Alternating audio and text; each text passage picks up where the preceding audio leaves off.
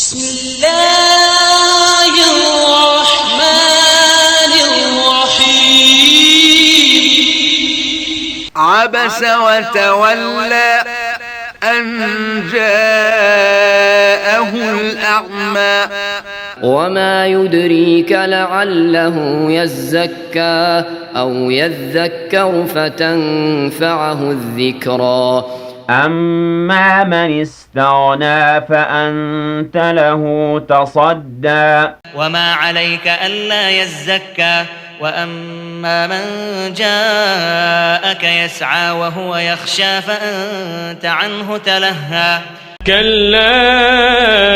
إنها تذكرة فمن شاء ذكره في صحف مكرمة مرفوعة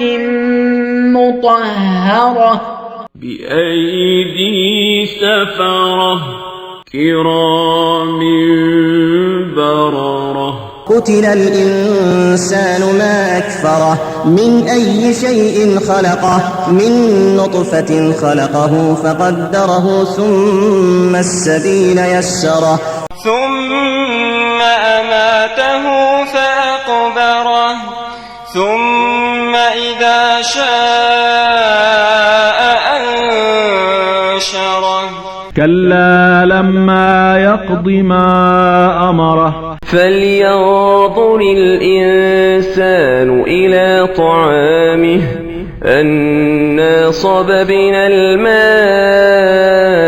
صبا ثم شققنا الأرض شقا فأنبتنا فيها حبا وعنبا وقضبا وزيتونا ونخلا وحدائق غلبا وفاكهة وأبا متاعا لكم ولأنعامكم فإذا جاءت الصاخة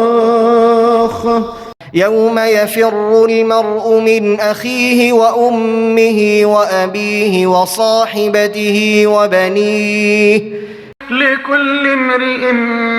منهم يومئذ شأن يغنيه وجوه يومئذ مسفرة ضاحكة مستبشرة ووجوه يومئذ عليها غبرة ترهقها قترة أولئك هم الكفرة الفجرة صدق الله العظيم.